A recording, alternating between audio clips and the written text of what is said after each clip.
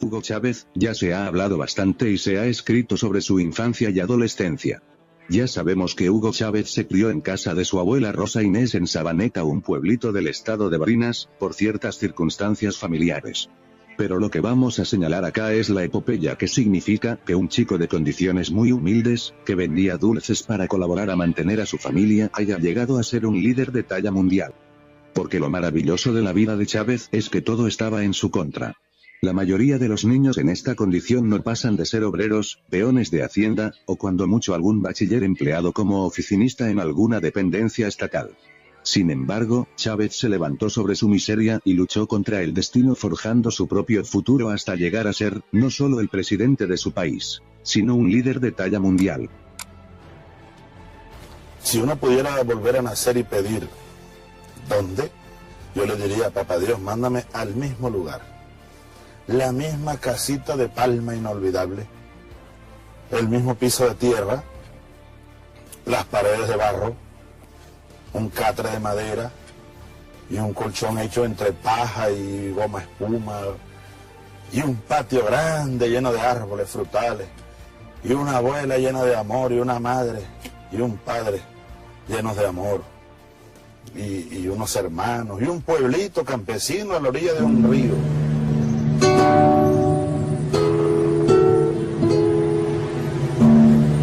Esto es la casa de la familia Chávez, donde se crearon los muchachos, donde vivían los padres del presidente.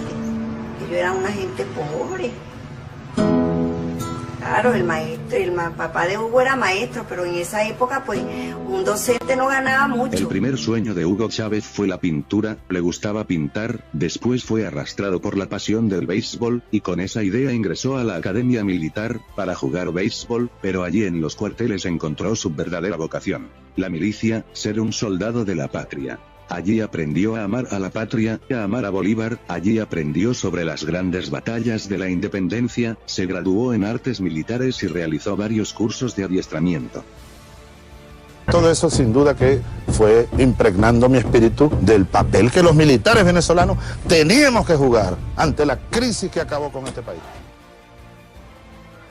Junto a otros militares, Chávez liderizó un movimiento que se fundamentaba en los valores bolivarianos y contra los políticos tradicionales del pacto de punto fijo que se habían robado el presupuesto nacional en una orgía de corrupción, mientras las grandes mayorías quedaban abandonadas a su suerte. La pobreza se fue acumulando en las principales ciudades de Venezuela, especialmente en Caracas, con el éxodo campesino por el robo de tierras y asesinato de campesinos por parte de los terratenientes para robarles sus tierras, con la llegada de millones de pobres de otros países de Sudamérica que llegaban huyendo de situaciones similares en sus países de origen. La situación llegó al límite con el agotamiento de las reservas internacionales que se había robado la oligarquía, no para invertir en Venezuela, sino para comprar condominios y mansiones en el estado de la Florida en Estados Unidos. 80 años de extracción petrolera son casi 800.000 a 1 millón de millones de dólares en divisas malgastados, dilapidados, robados por una oligarquía feroz, racista, vendepatria y traidora a su propia nación. Había que ponerle punto final a esta situación y fue Hugo Chávez el patriota, el valiente, el militar honesto que decidió hacer algo para terminar con esa pesadilla. Después de varios años incubando el descontento dentro de las filas militares junto a otros compañeros, el 17 de diciembre de 1982, bajo la sombra de El Samán de Güere, funda el Movimiento Bolivariano Revolucionario MBR 200. Fue coautor de un proyecto de gobierno de transición para el 4 de febrero de 1992 y autor del anteproyecto nacional Simón Bolívar ese mismo año.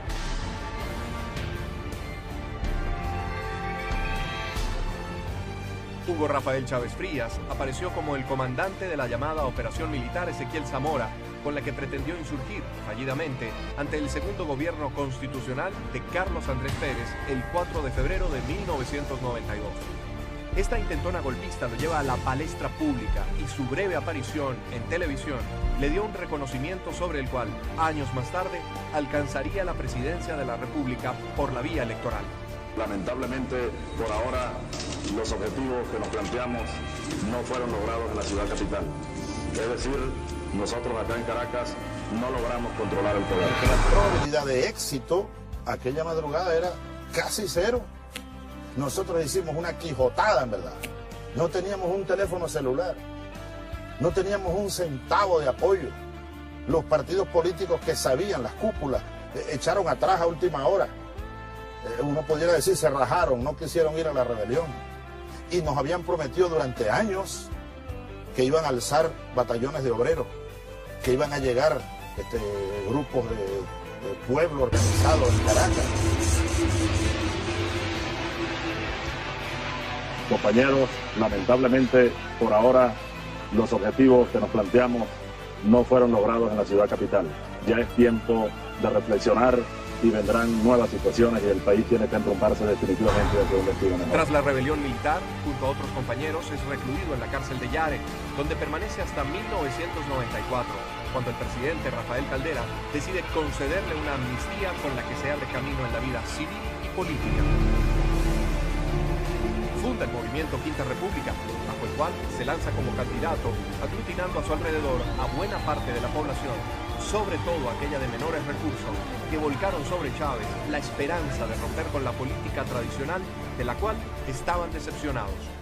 Si Latinoamérica tiene entre ellos a Venezuela, con inmensos recursos energéticos, ¿por qué Venezuela va a seguir exportándole a los países desarrollados 2,5 millones de barriles de petróleo crudo al día? Igual que hace 500 años se llevaban la materia prima, hoy se la siguen llevando de la misma forma. Un proyecto que nosotros hemos lanzado ya al mundo venezolano con el nombre de Proyecto Nacional Simón Bolívar, pero con los brazos extendidos al continente latinoamericano y caribeño. Y al respecto hemos entrado ya en contacto con algunos centros de estudios de Panamá, de Colombia, de Ecuador, de Uruguay, de Argentina, de Chile, de Cuba.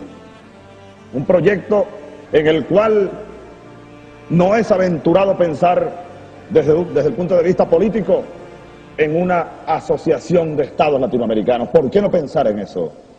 Que fue el sueño original de nuestros libertadores. ¿Por qué seguir fragmentados? Hasta allí, en el área política, llega la pretensión de ese proyecto que no es nuestro ni es original. Tiene 200 años al menos.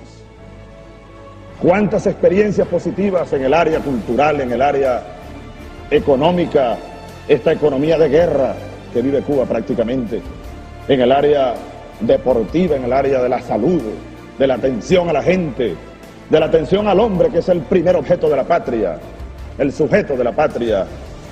Así que en esa área o en esa tercera vertiente, en el proyecto político transformador de largo plazo, extendemos la mano a la experiencia, a los hombres y mujeres de Cuba que tienen años pensando y haciendo por ese proyecto. Y aspiramos a un tercer congreso en 1999, cuando el ejército norteamericano debe retirar el último soldado de esa tierra bolivariana que es el Canal de Panamá.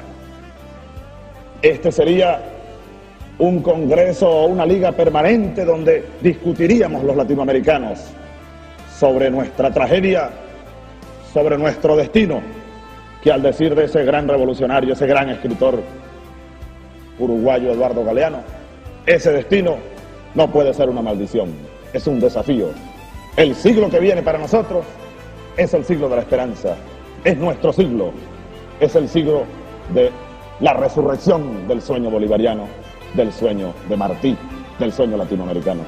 Queridos amigos, ustedes me han honrado con sentarse esta noche a oír estas ideas de un soldado, de un latinoamericano entregado de lleno y para siempre a la causa de la revolución de esta América nuestra. Un inmenso abrazo bolivariano para todos ustedes.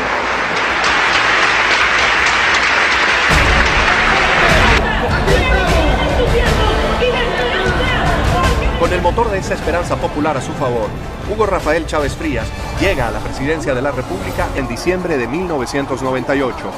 36%, válidos 94,02%, nulos 5,98%.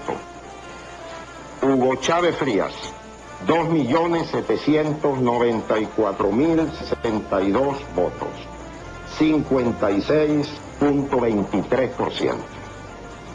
Enrique Salas Romer, 1.972.961 votos, 39.70%. Y en febrero del 99, al asumir la primera magistratura, convoca un referéndum con el argumento de refundar la República. Sobre esta moribunda Constitución haré cumplir, impulsaré las transformaciones democráticas necesarias para que la República Nueva tenga una carta magna adecuada a los nuevos tiempos. Lo juro.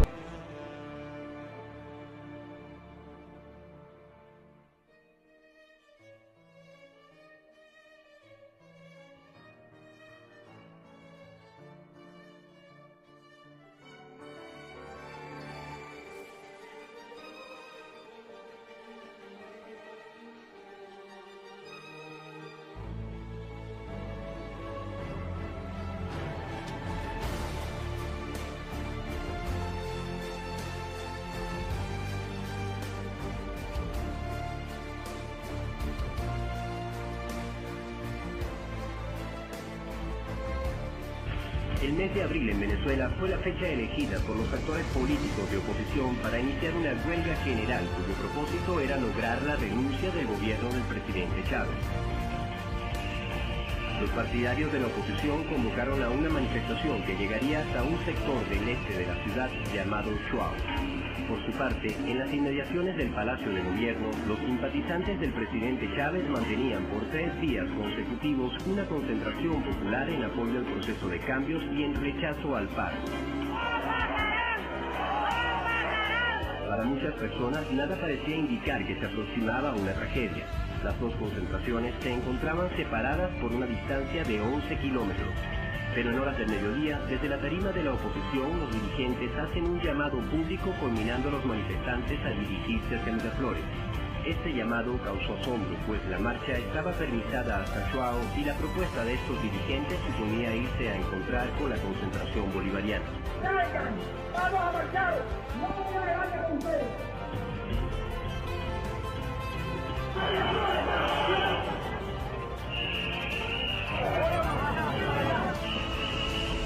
Los manifestantes de oposición seguían la nueva ruta y en horas del mediodía se producen las 2 primeras víctimas de bala cuando la marcha apenas había iniciado. Su nueva encontrarse con la otra manifestación significó más que un acto de provocación, una convocatoria directa a la muerte. Esto lo sabían algunos dirigentes de oposición, como declaró uno de ellos al día siguiente. Sabíamos que había riesgo.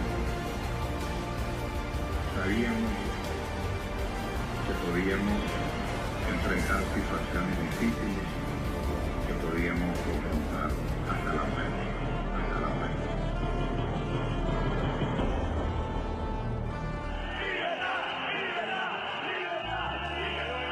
Pasadas las 2 de la tarde, cuando la marcha de oposición llega al centro de Caracas, se registran nuevos hechos de violencia cuando varios peatones son agredidos por manifestar su apoyo a Chávez. Privados, toda la verdad consiste en que el presidente Chávez envió a unos pistoleros a disparar contra una manifestación de oposición que pasaba por debajo del puente. Pero esta explicación no responde muchas dudas. Si la manifestación de oposición nunca pasó por allí, ¿a qué le disparaban estas personas? Si era una emboscada, ¿por qué se dejaron ver? Si disparaban contra manifestantes desarmados, ¿por qué y de qué se protegían tirándose al suelo? ¿Por qué nunca se transmitió el video completo de la cámara que registró estos disparos? ¿Qué pasó con los presuntos francotiradores capturados en los edificios cercanos? ¿Por qué muchos familiares de las víctimas defienden a las personas que dispararon alegando defensa propia, mientras los medios insisten en mostrarnos solo la otra versión? La historia tan difundida por algunos medios de comunicación no explica esta y otras interrogantes, pero los alrededores de Puente Llaguno, las imágenes de ese día y la memoria de quienes vivimos esos trágicos sucesos guardan hechos claves para comprender una parte de la verdad no contada sobre la masacre de Puente Llaguno.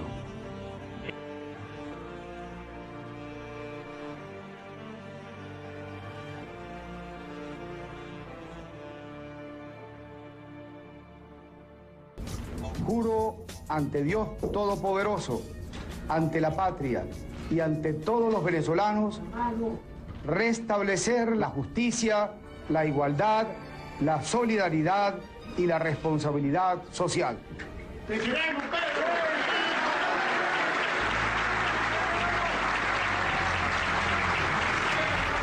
Decretamos constituir un gobierno de transición democrática y unidad nacional de la siguiente forma y bajo los siguientes lineamientos. Se suspende de sus cargos a los diputados principales y suplentes a la Asamblea Nacional. Se destituyen de sus cargos al presidente y demás magistrados del Tribunal Supremo de Justicia, así como al fiscal general de la República, al Contralor General de la República, al Defensor del Pueblo y a los miembros del Consejo Nacional Electoral.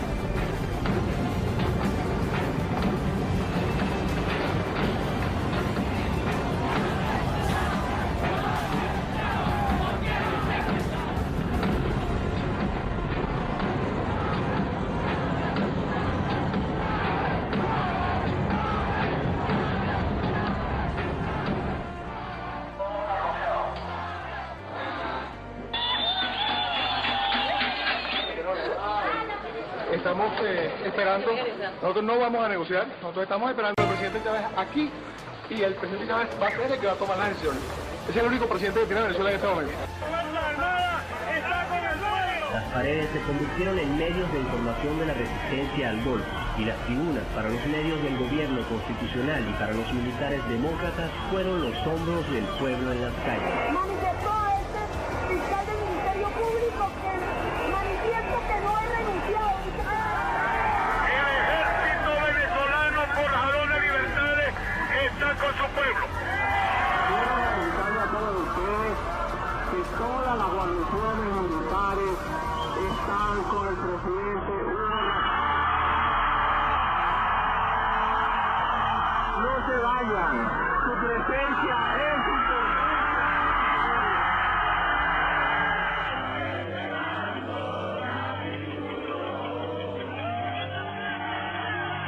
La gente, sin más armas que su voluntad y sus consignas, rescató la televisora del Estado para exigir la liberación de su presidente y la vuelta a la democracia. El presidente Chávez no ha renunciado a la jefatura del Estado.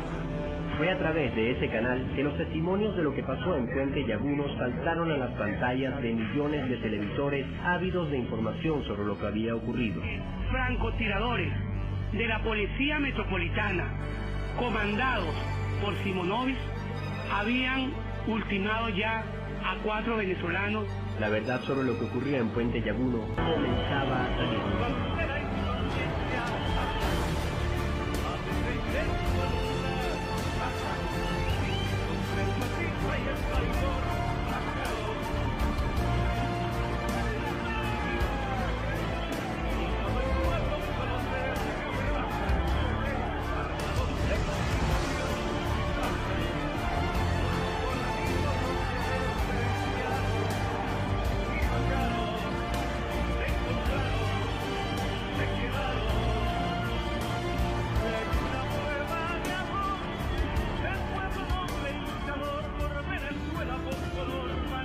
a los comandantes de las Fuerzas Armadas se les pide que exista, por favor, recapacitación para que nuestro pueblo siga manteniendo la confianza en todo su ejército, en toda su fuerza.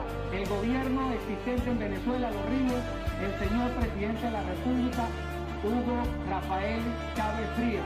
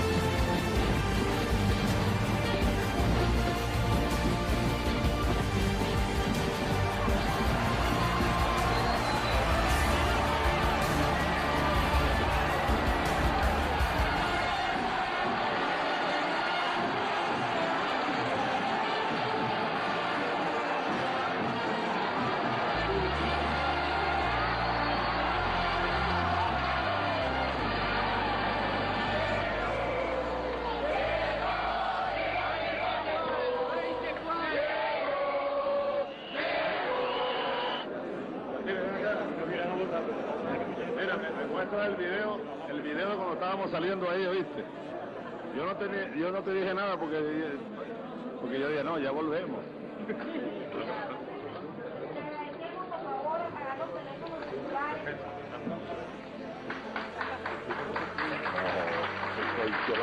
Escribieron historia.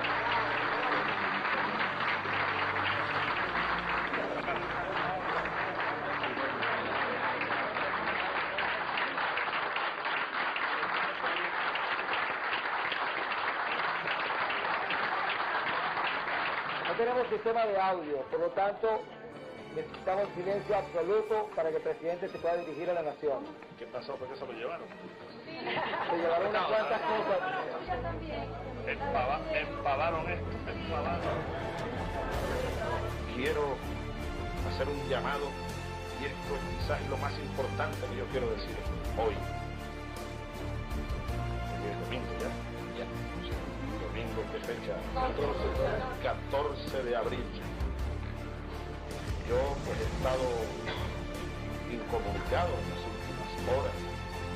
No tenía ninguna información, tenía una angustia muy grande.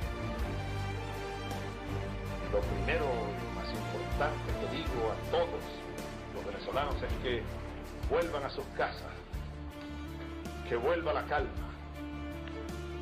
Ustedes venezolanos que me adversan, pues advérsenme. Yo no puedo, trataré de hacerlos cambiar, ojalá. Pero ustedes no pueden adversar esta Constitución. Porque esto es un libro para todos, es como el Popol Vuh, aquel libro de los mayas. El Popol Vuh, el libro de todos, el libro de la comunidad. Tienen que reconocer todo esto y sobre todo algo. Oye, no se dejen envenenar. No permitan que los envenenen con tantas cosas y tantas mentiras.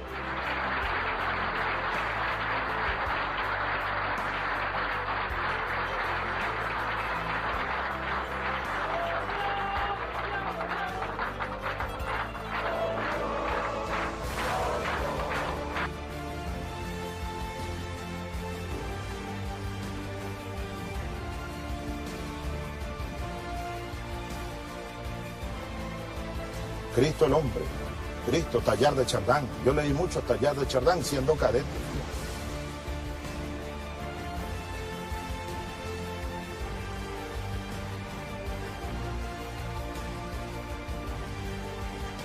Llegó a mis manos un librito bien bueno que se llama Evolución, Marxismo y Cristianismo. Y ahí yo entendí con Tallar de Chardán que el cristianismo y el marxismo pueden caminar juntos de la mano a lo largo de los siglos. Si me hice cristiano a los Chardán, me hice cristiano a lo que después conseguí, la teología de la liberación, el cristiano revolucionario, verdadero. Ayer yo vi al presidente de la conferencia episcopal diciendo unas barbaridades. Otra vez. Y ahora vienen los obispos a exigir que nosotros les expliquemos qué es eso del socialismo. Señores, vayan a buscar los libros de Carlos Marx, de Vladimir Lenin, vayan a buscar la Biblia para que vean el socialismo ahí. Cristo es uno de los más grandes revolucionarios que hayan nacido en esta tierra. Cristo, el verdadero Cristo. No el que algunos sectores de la Iglesia Católica manipulan. Cristo era un verdadero revolucionario socialista. Igualdad, igualdad. Bienaventurados los pobres, porque de ellos será el reino de los cielos. Más fácil será que un camello entre por el ojo de una aguja a que un rico entre al reino de los cielos. Ese es Cristo el verdadero. Simón Rodríguez y su idea socialista, Sucre y su idea pro-socialista, el mariscal Sucre, por ejemplo, en muchos documentos lo dice. Y una frase luminosa de Sucre, siendo presidente en Bolivia: cuando los pueblos de esta América se fueron a la batalla por la independencia, entendieron que también lo hacían por la justicia y por la igualdad. Y Sucre empezó a repartirle tierra a los indios, y a recoger los niños pobres, y a abrir escuelas, abrió caminos, el primer puerto. Entonces Bolívar, medio siglo antes que Carlos Marx, lo dijo, y yo creo que con más claridad que el mismo Carlos Marx. Bolívar dice ahí en Angostura, en el Orinoco: la naturaleza nos hace diferentes, desiguales a los seres humanos. Pero luego viene la sociedad, el Estado, las leyes, la educación, las artes y la ciencia, y colocan al ser humano en una igualdad, en un estado de igualdad que él llamó ficticio, más propiamente llamado la igualdad política, la igualdad social. Medio siglo después, Carlos Marx dice que el socialismo desarrolla las desigualdades naturales del ser humano, y a través, igual que Bolívar, como si Marx hubiera leído a Bolívar, y a través de qué, de la sociedad, lo integra a un estado de igualdad en la diversidad. Quienes pretenden igualarnos en pensamiento, que tú y yo pensemos lo mismo, no, es imposible. O que caminemos como tropas formando con la banda de guerra, tun, tun, tun, tun, tun, tun, tun. No, no somos autómatas, no somos soldados en marcha de banda de guerra, somos soldados más bien en guerrilla, diversos y dispersos en el pensamiento y en la acción. Entonces, el socialismo yo creo que es del siglo no solo XX, es del siglo I. El socialismo nuestro americano, indoamericano, no debe ser calco ni copia, sino creación heroica. Hay que nosotros debemos pararnos allá arriba en el Ávila y mirar 200 años atrás y decir: Bolívar, no araste en el mar, aquí estamos tus hijos haciendo realidad tu sueño de patria grande, libre. Hoy oímos aquí las voces de la patria grande, de la patria nuestra, las voces de nuestro pueblo.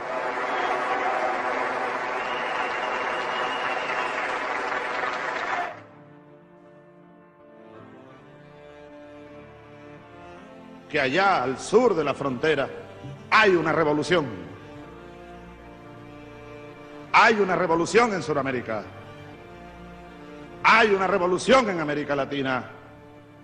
Hay una revolución en el Caribe. Es necesario que el mundo lo vea, lo asuma y lo acepte, porque es una realidad que no va a cambiar. Además, habría que decir, señor presidente, que es una revolución que trasciende lo ideológico, una revolución hasta geográfica, geopolítica, es una revolución de los tiempos, histórica, tiene raíces muy profundas, es una revolución moral, espiritual, total. Es la revolución necesaria, así lo creemos nosotros. Es grande esa revolución, es una gran revolución. Y va a seguir creciendo a medida que pasen los días, a medida que pasen los meses, a medida que pasen los años. Hoy muero, dijo Tupac Katari, hoy muero, pero algún día regresaré hecho millones. Ha regresado Tupac Katari, somos millones, somos millones. Y nada ni nadie podrá detener, nada ni nadie podrá retener la gran revolución suramericana, latinoamericana y caribeña. Yo creo que el mundo debería apoyarla. Estados Unidos debería apoyar esa revolución. Europa debería apoyar esa revolución, porque esa revolución, no se han dado cuenta algunos, hermanas y hermanos, es el inicio del camino a la salvación de este planeta, a la salvación de la especie humana, amenazada por el capitalismo, por el imperialismo, por la guerra, por el hambre. Es la revolución necesaria. Ayer oíamos aquí desde Obama, pasando por Lula, Sarkozy, Gaddafi, Cristina, todos clamando por un cambio. ¿Cuál es el cambio? En el capitalismo no hay cambio posible. No nos caigamos a mentiras. Solo por el socialismo lograremos los cambios verdaderos. Y la revolución que hay en América Latina tiene de todo y tiene una profunda carga socialista. Pretenden algunos cerrarle el paso a nuestra pacífica revolución. Tiene 72 horas a partir de este momento el embajador yanqui en Caracas para salir de Venezuela. En solidaridad con Bolivia y el pueblo de Bolivia y el gobierno de Bolivia. Tiene 72 para que regrese a la patria. Cuando haya un nuevo gobierno en Estados Unidos, mandaremos un embajador. Un gobierno que respete a los pueblos de América Latina, a la América de Simón Bolívar, carajo. Váyanse al carajo, yanquis de mierda, que aquí hay un pueblo digno. Aquí hay un pueblo digno, yanquis de mierda. Váyanse al carajo 100 veces. Aquí estamos, los hijos de Bolívar, los hijos de Guaycaipuro, los hijos de Tupac Amaru. Y estamos resueltos a ser libres. Hago responsable de todo esto y lo que pueda ocurrir al gobierno de Estados Unidos, que anda detrás de todas las conspiraciones contra nuestros pueblos. Hago responsable al gobierno de los Estados Unidos por el envío petrolero de Venezuela a aquel país. Si viniera alguna agresión contra Venezuela, pues no habrá petróleo para el pueblo ni para el gobierno de los Estados Unidos. Nosotros, yanquis de mierda, sépanlo, estamos resueltos a ser libres, pase lo que pase y cuéstenos lo que nos cueste. Ya basta de tanta mierda de ustedes, yanquis. Ya basta. Ojalá que algún día el pueblo de los Estados Unidos tenga un gobierno con el que se pueda conversar. Ojalá algún día pronto, más pronto que tarde, ese país tenga un gobierno que respete a los pueblos y los gobiernos de América Latina. No le pedimos más nada, que nos respeten, porque nosotros merecemos respeto. Pero vaya, el día que nosotros, todos los suramericanos, cantemos como un solo gallo, nos respetarán. Pero Venezuela sí sigue para ellos siendo el país que arremete contra los derechos humanos. Váyase a lavar ese paltó, señor Obama. Váyase a lavar. Ahora me va a acusar a mí, Obama, de que yo exporto terrorismo. Oh. Al menos uno pudiera decir pobre ignorante. Que estudie, que lea un poco, para que aprenda cuál es la realidad de lo que él está viviendo y la realidad de América Latina y la realidad del mundo. Europa entienda lo que aquí está pasando. Pero viene la canciller alemana y dijo ayer, antier, que no, que los gobiernos de América Latina deberían alejarse de gobiernos como el de Hugo Chávez. Vaya usted, señora cancillera.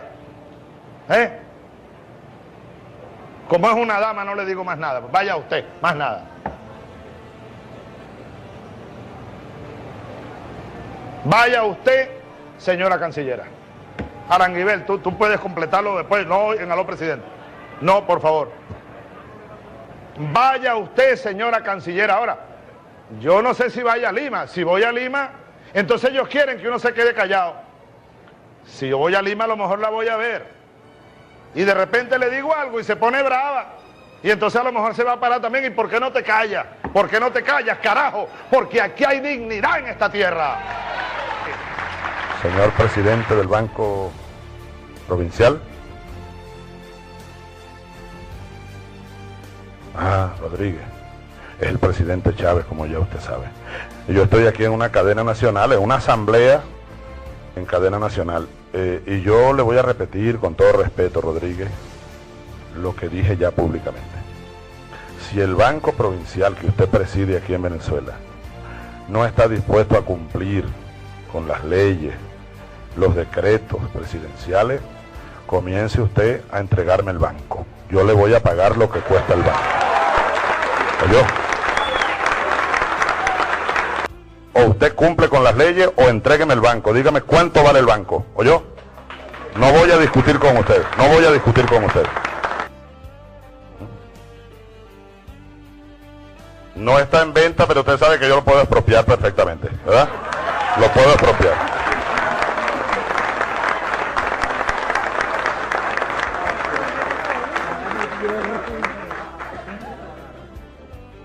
Bueno, pero es que usted tenga cuidado con lo que me responda, ¿sabe? Porque usted me está diciendo que el banco no está en venta, pero yo se lo puedo expropiar ya, inmediatamente si quiero, en función del interés nacional. Pues tenga cuidado con lo que usted me está respondiendo, ¿sabe? Por favor, se lo ruego. ¿Sí? Bueno, entonces usted puede recibirme a estas personas y arreglarme ayudarme a arreglar este problema, que usted tiene parte de la responsabilidad en esto. Correcto, entonces por favor, usted puede recibir, ¿cuándo? Dígame usted cuándo los puede recibir, señor Rodríguez. Chávez, para no volver al pasado, porque la propuesta de la burguesía es volver atrás, aunque han tratado de enmascararla, pero ¿cómo se va a enmascarar? Es imposible que se enmascare, y sobre todo ante un país tan despierto, tan maduro como el pueblo venezolano, como el país venezolano. En segundo lugar, miremos el tiempo entonces hacia adelante, ¿verdad? O más bien el tiempo de hoy. Primero, evitar volver atrás. Segundo, consolidar los logros que hemos venido obteniendo, en esta última década prácticamente, en los últimos 14 años, pues. Los logros en lo político, en lo social, en lo económico, en lo cultural. Ha habido cambios, pero bastante grandes en esta última década en Venezuela. Consolidarlo. Y luego, en tercer lugar, abrir los portones de un nuevo futuro, de un nuevo ciclo, 6 años más. Bueno, ¿para qué? Para avanzar en nuevos escalones en esos logros a los que ya me he referido. Un ejemplo nada más, la pobreza. Miremos atrás. Hace 20 años, ustedes son muy jóvenes, no lo recuerdan tanto, ¿verdad? Tú sí, Vanessa también, ¿no? Pero han estudiado. Tú también eres muy joven, pero has estudiado. Uno lo vio, uno lo sufrió. Pero ¿por qué creen ustedes que uno fue capaz de dejar la mujer y los hijos chiquitos y arrancar una medianoche por ahí, a una madrugada terrible? ¿Ah? ¿Por qué? Bueno, porque el país se nos moría. Venezuela se moría de hambre. Y esto no es una metáfora. 60% de pobreza, 25% de miseria en un país inundado de petróleo, de petrodólares y de riqueza. Bueno, ese es el pasado. Ahora, en apenas 10 años, yo digo 10 años, Vanessa, porque es que nosotros pasamos el 99, recordemos, constituyente. El 2000, la refundación de la República, la relegitimación de los poderes. 2001, 2002, golpe de Estado, sabotaje, golpe petrolero. Así que fue en el 2004, casi exactamente, que nosotros comenzamos a imprimirle un rumbo cierto, ¿no?, a todos los programas de gobierno en lo social, en lo económico, en lo político. Entonces la pobreza la hemos reducido en apenas una década de ese 60% a mucho menos de 30%. Esto es una cosa histórica pero sin precedentes. Yo creo que en este continente una pobreza de 200 años reducida a menos de la mitad en 10 años. Y la miseria, 25%, está en 7%, eso da más de casi un 70% de miseria. Ahora, en los próximos 5 años, eso tenemos que consolidarlo. No podemos volver atrás. Ahora tenemos que abrir un nuevo ciclo para llegar a miseria cero, pobreza cero en los próximos años. Te lo grafiqué así, hasta las 3 razones. Sí. Yo por eso decía hace poco, bueno, que los ricos deberían votar por Chávez, si se dieran cuenta de la verdad, porque algunos lo que andan es un poco desubicados, ¿no? Los ricos, digo, ¿no? Las clases medias deberían votar por Chávez, porque nosotros somos garantía de estabilidad, garantía de paz, garantía de desarrollo nacional.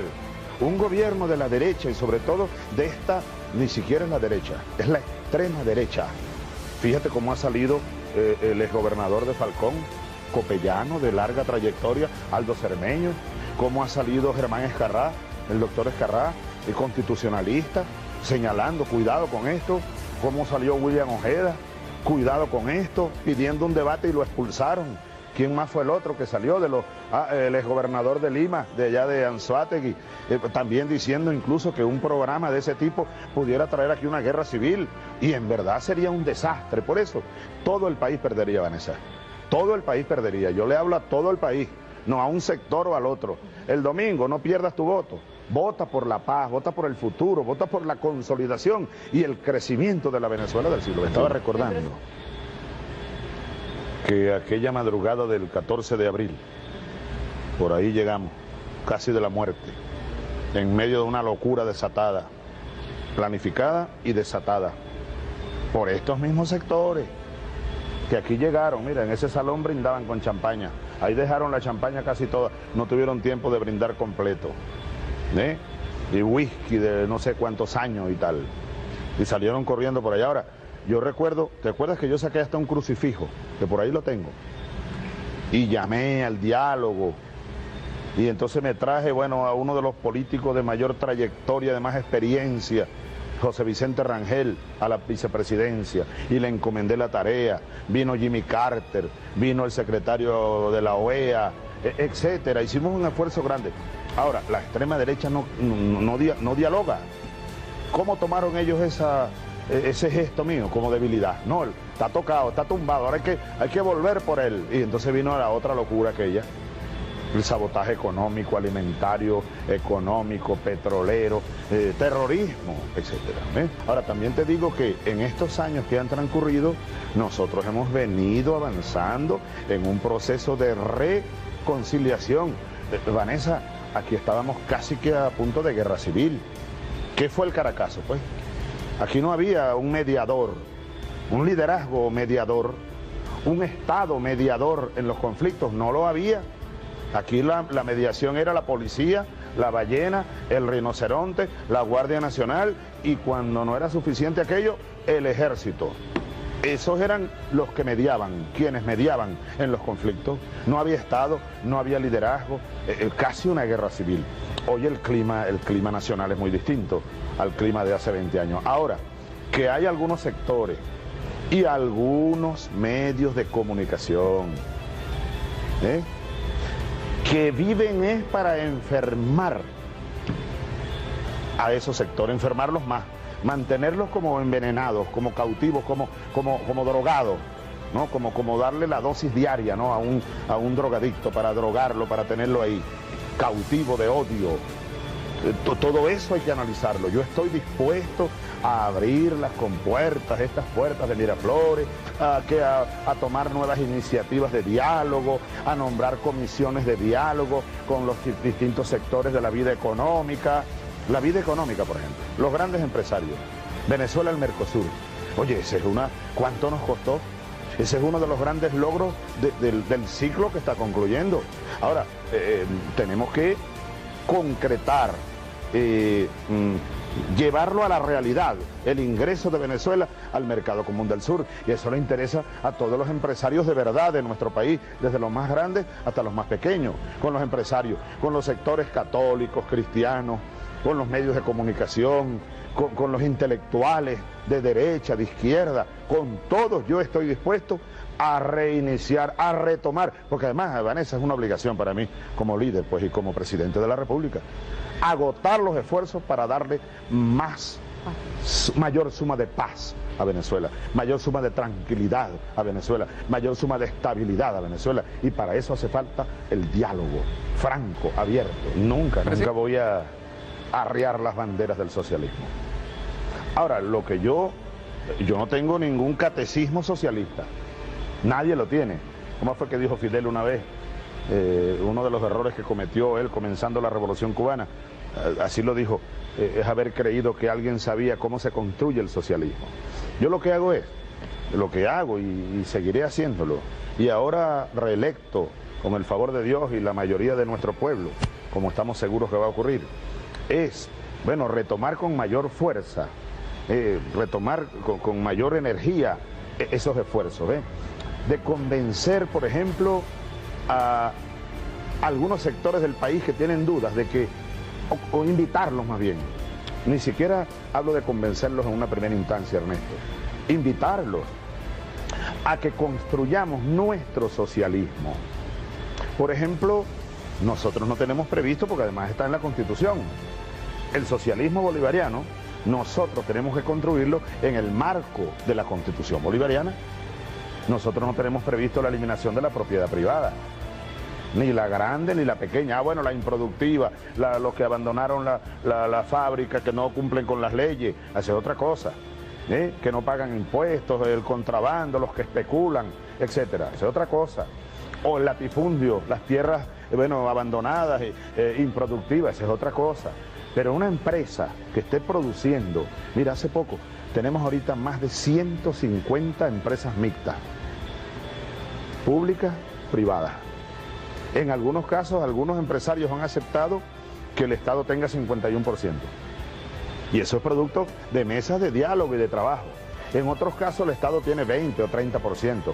Fábricas de motocicletas, fábricas de equipos de refrigeración, fábricas de vehículos, fábricas de tractores. Claro, eso casi no se sabe, porque esa es otra de las fallas que tenemos nosotros. Tú me preguntabas por falla. Yo creo que es una falla de origen, lo comunicacional, pero además estamos enfrentados a un poderío grande, ¿no? Que niega todo. Y el Sistema Nacional de Medios Públicos, yo sé, me consta, que hacen un esfuerzo muy grande, pero debemos hacerlo aún con mayor eficiencia, ¿ves? Para explicarle al país estos avances. Ahora, el socialismo entonces tenemos que construirlo. Los sectores de clase media, profesionales, técnicos, nos hacen falta para construir un socialismo productivo, porque es que el socialismo del siglo XXI, han surgido bastantes libros sobre este tema, porque tú recordamos todos, que el socialismo estaba como muerto. Renació en Venezuela. Algunos buenos amigos del mundo incluso dijeron, se volvió loco Chávez. ¿Cómo va a estar llamando al socialismo cuando asumimos el carácter socialista de la Revolución Bolivariana? Y luego el primer plan socialista de la nación. Pero nosotros necesitamos a la clase media, a los profesionales, a los técnicos, a los empresarios, a los agricultores, a la juventud, que se incorpore a un debate amplio, como es que dice el Toby Valderrama, irreverencia en la discusión, lealtad en la acción, lealtad con la Constitución, porque es que el socialismo del siglo XXI, te iba a decir, es democracia. Nosotros no estamos hablando de la dictadura del proletariado, no, eso fue ya hace más de 100 años, y miren lo que terminó lamentablemente la Unión Soviética, no hubo socialismo ni hubo nada de eso. Es la democracia, el poder del pueblo, el poder de la nación, la independencia nacional y convertir a Venezuela en un país potencia. Eso es socialismo. El desarrollo económico. Miren las metas que tenemos para...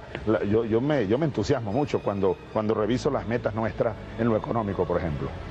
Mira, ¿cuánto era el PIB venezolano hace 15 años atrás? 90.000 millones de dólares. Este año vamos a cerrar en 400.000 millones de dólares, y esto medido a precios constantes, ¿no? De 90.000 a 400.000, esto es más de 400% de crecimiento del PIB. Somos hoy una de las más prósperas economías de este continente. Ahora, imagínate en el 2019, Diosito lindo, cuando nosotros estemos en el 2014 primero, produciendo 4 millones de barriles de petróleo, cuando en el 2019 estemos en 6 millones de barriles de petróleo, cuando en el 2016 seamos la primera potencia petroquímica de este continente, y cuando en el 2019 tengamos seguridad, soberanía alimentaria, ya estamos en 80%. Si nosotros, hay gente que de manera irresponsable lanza cualquier cantidad de cifras. No, que nosotros estamos importando 90% de los alimentos. Eso era en verdad así en el pasado. Nosotros hoy estamos importando, si excluimos el trigo, que no se produce aquí, estamos importando 20% de los alimentos que nos consumimos. Fíjate por dónde vamos, pero hay que llegar a 100%. Bueno, con excepción hecha de algunos alimentos como el trigo, que se pueden sustituir en parte por la yuca, el maíz, el arroz, etc. Entonces yo me emociono cuando veo esos próximos 6 años. Ahora, todo eso nosotros lo podremos hacer en socialismo. Democracia. Y esos sectores de la vida nacional que tienen dudas, algunos con razones, vengan a conversar y a trabajar. Que lo necesitamos. El poder popular. Yo quiero que a partir del 8 de octubre, porque así lo asumo, el 8 de octubre comienza el nuevo gobierno de Chávez. El 8 de octubre aceleremos la creación de consejos comunales, los bancos comunales. Nosotros hemos aprobado un conjunto de leyes que luego se quedan en la gaveta. ¿Ve? Por ejemplo, la ley de la economía comunal, ¿ve?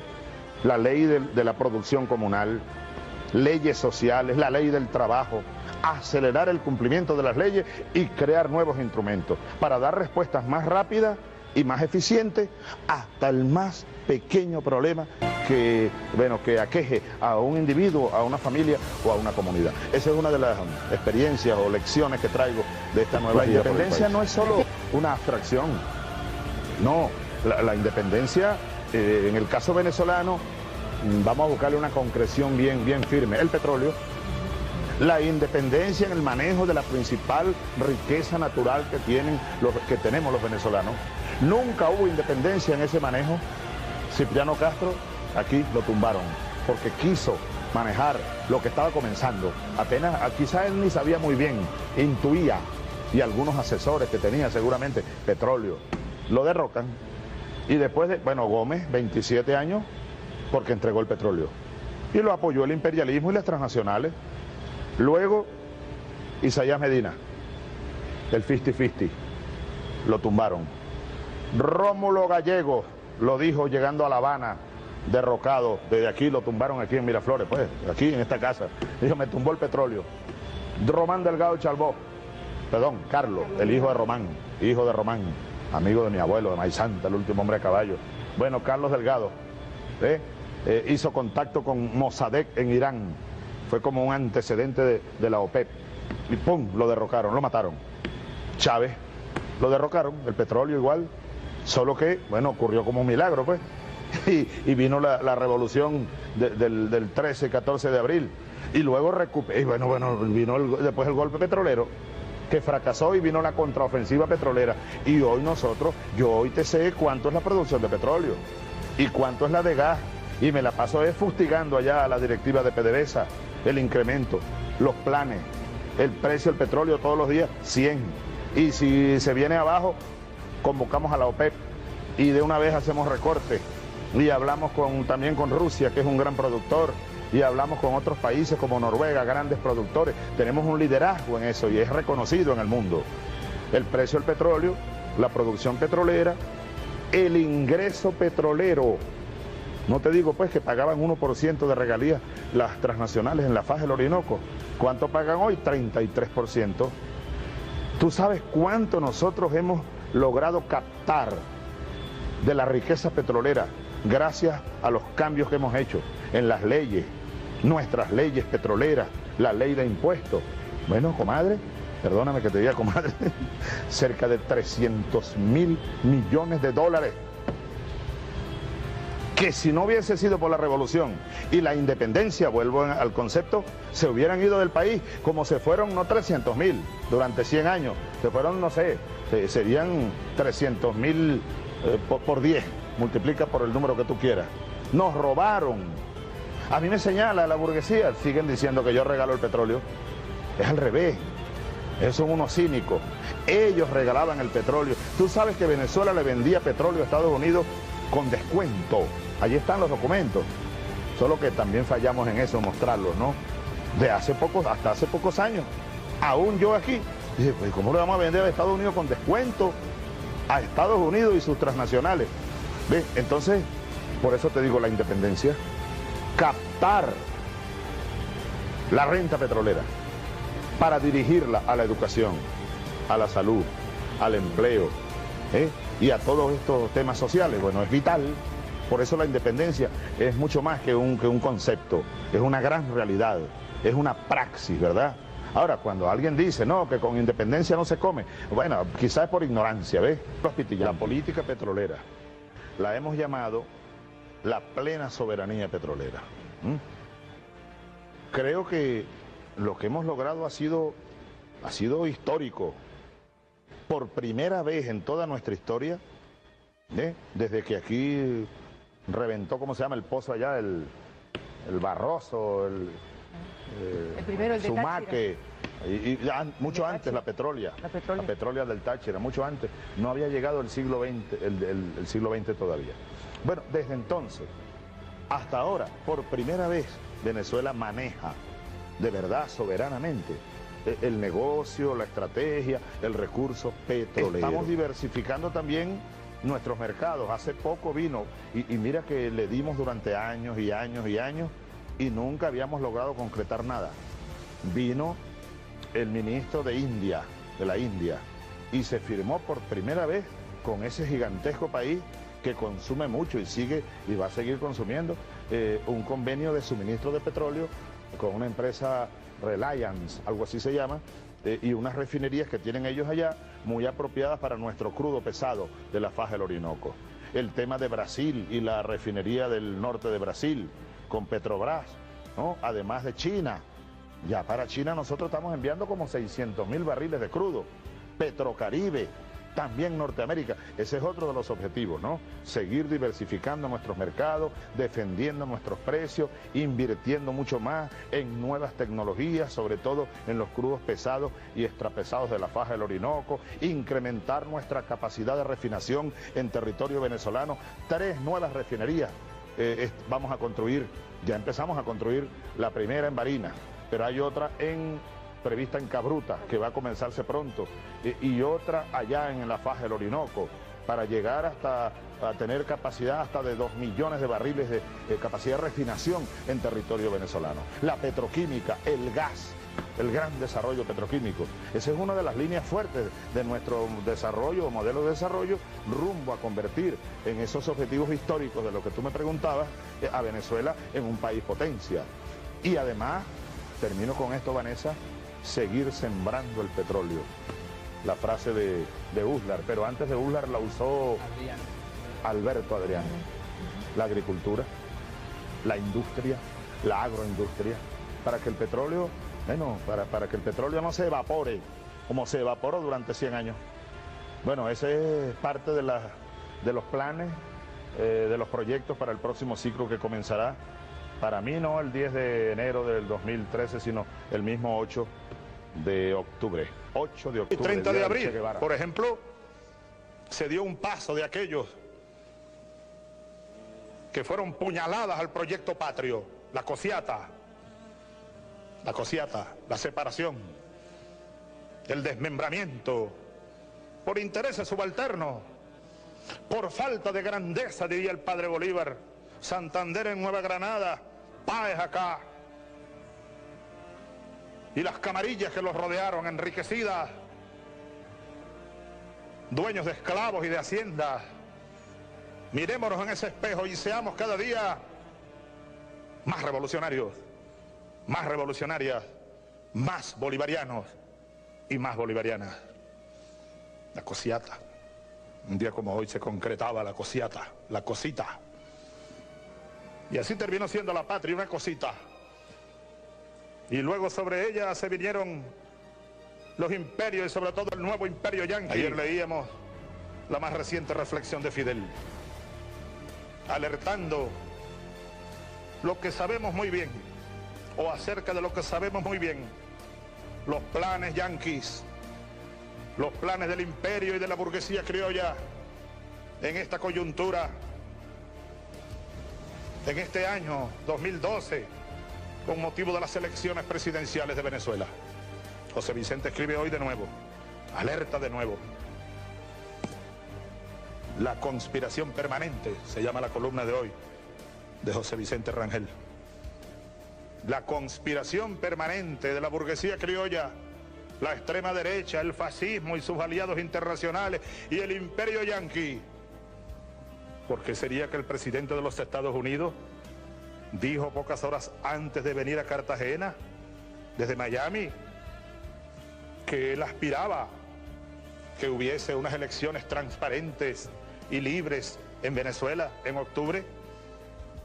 ¿Acaso será coincidencia que el jefe imperial diga esto? No, no es coincidencia, es el plan. Es el plan. La derecha venezolana, el imperialismo y sus lacayos saben que nunca jamás nos ganarán elecciones presidenciales en esta patria que despertó. Más nunca.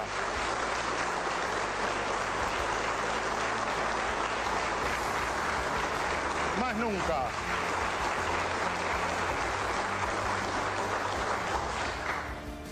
Y el plan anda por debajo. La conspiración permanente. José Vicente Dixí. No perdamos de vista esto.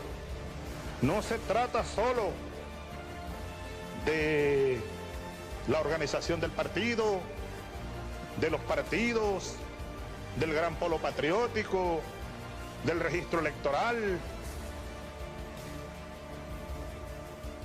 de la capacitación de los testigos, de las mesas, de ir a votar. No se trata de eso solamente. Debemos ser capaces de ver lo que no se ve a simple vista y de neutralizar el plan imperial. Y desde ya nosotros alertamos y estamos alertando a los países hermanos de este continente, del Caribe, de Centroamérica, de Suramérica y otros países, otros gobiernos más allá de Asia, de África, acerca de este plan, al que hay que desenmascarar, enfrentar y derrotar por toda la línea y asegurar la paz de Venezuela. Con el favor de Dios y el esfuerzo de todos nosotros, habrá paz en Venezuela y continuaremos el programa de desarrollo integral, el proyecto nacional Simón Bolívar, es decir, el desarrollo de la Constitución, del proyecto constitucional. No habrá imperio ni burguesía alguna, por más poder que tenga, que sea capaz de detener el camino que estamos transitando, construyendo la independencia nacional, la paz venezolana, y con la paz venezolana, la paz de este continente. Compañeros, compañeras, amigas y amigos, yo debo, como ya lo dije, volver a nuestra querida Cuba, a continuar en la recta final de este tratamiento, con una gran fe, cada día más grande, gran fe. Este Cristo que cargo aquí es el mismo del 11 de abril. Yo recuerdo que este mismo Cristo, así lo tenía yo, empuñado, cuando pensé que iba a morir. Yo pensé que iba a morir allá en la orilla del mar. Y bueno, uno más que le tocó. Y ocurrió como un milagro. Estoy seguro que nuestro Cristo repetirá o continuará haciendo el milagro.